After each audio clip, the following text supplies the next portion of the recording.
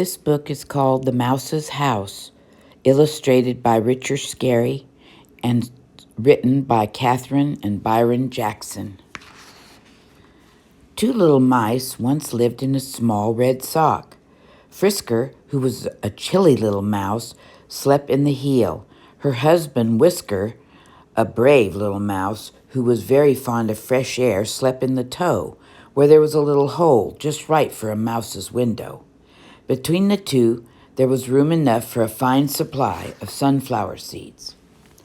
But Whisker nibbled at those seeds, and Frisker nibbled at those seeds. Before long, there was not one seed left in the small red sock. "We'll have to go shopping," said Frisker. She took her market basket, and Whisker grabbed his hat. Away they went, arm in arm, and happy as larks. No sooner were they out of the garden than a black, fluffy kitten scampered through the hedge. "It's nearly winter," she said to herself. "I wish I had a woolly cap to keep my ears warm." Just then she saw the red sock. "The very thing," she mewed. She tied a knot in the toe because of the hole and pulled the sock well over her head and her ears. It was a perfect fit. Then the kitten walked away with a big smile all over her fluffy black face. But when the two little mice returned and found that their home was gone, they weren't happy at all. Frisker sat down and began to cry. "Oh, don't cry," begged Whisker. "I'll find a better house." He scurried about, sniffing and searching, until he found a little green pocketbook all lined with silk.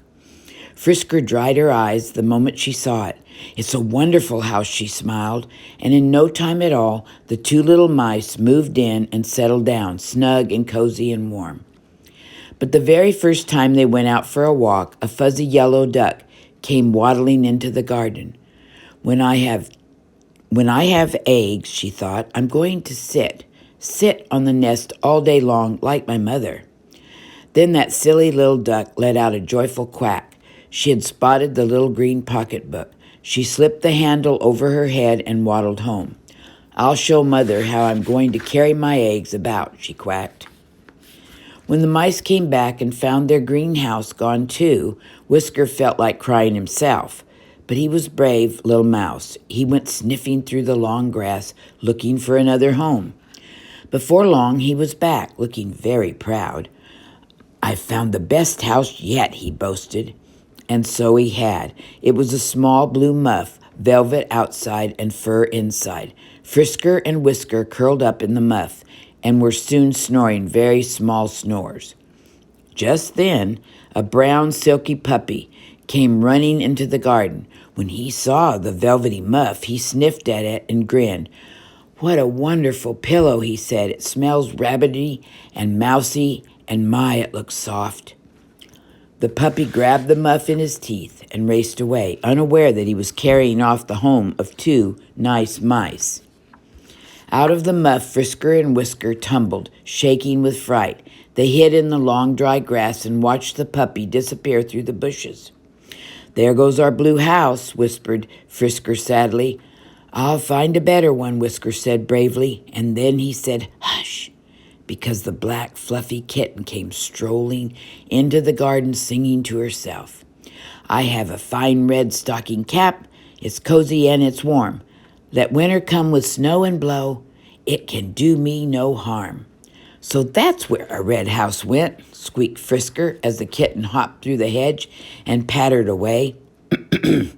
"Don't cry," Whisker said. "I'll find the best house ever."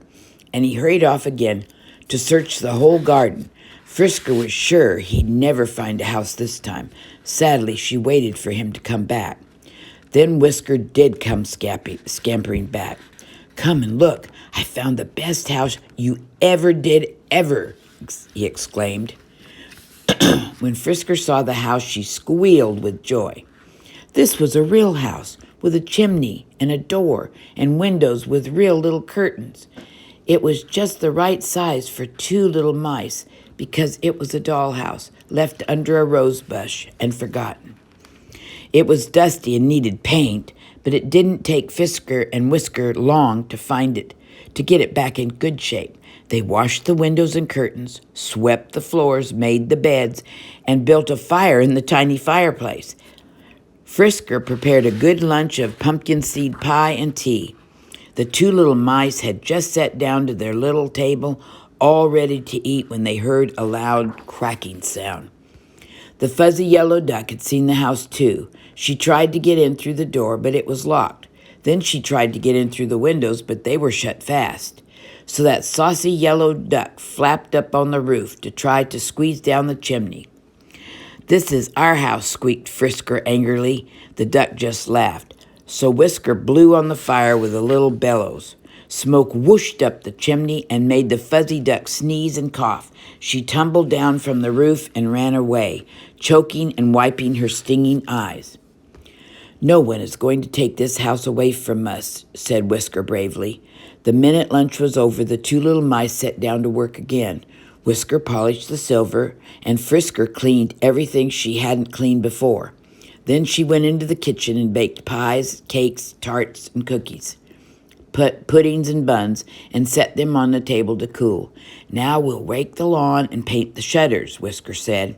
He and Frisker worked so hard that they didn't see the fluffy black kitten come creeping into the garden until she was almost upon them. "Run," squeaked Whisker when he saw the kitten. The two little mice scurried into the house and hid in the dish cupboard.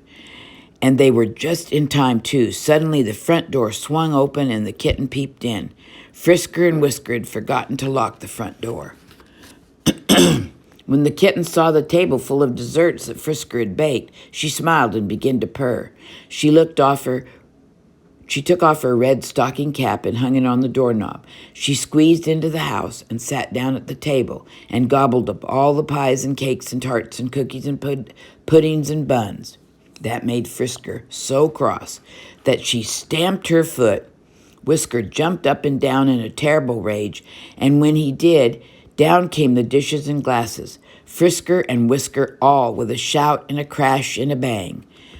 This frightened the kitten so much that she ran away from the table and out of the house. She tangled her paw in the red sock, slammed the door on her tail, and scooted away, meowing loudly into the toe of her cap. Frisker and Whisker ran to lock the door after her. Just as they turned the key, they heard a loud bow-wow right outside. "Let me in," barked the silky brown puppy. "Oh, no, we won't," the two little mice squeaked together. "Go away." But the puppy didn't go away. He pushed open the wide front window with his nose. He was halfway in when the window slipped and came down on his silky brown paw. "Serves him right," cried Frisker. But the puppy yipped so loudly that she and Whisker pushed up the window and let him go free. "Thanks," barked the puppy. "If anyone bothers you ever again, just tell me, and I'll fix them." "Our troubles are over," sighed Whisker happily, and the two little mice took paws and danced around and around their snuggly new house.